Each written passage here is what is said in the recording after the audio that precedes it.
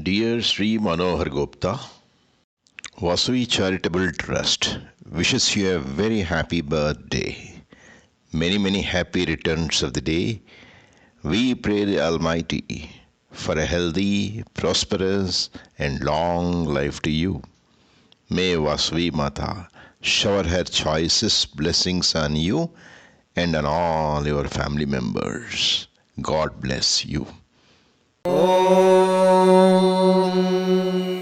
शतमानं भवति शतायुः पुरुषः शतेन्द्रिय आयुष्येवेन्द्रिये प्रतितिष्ठति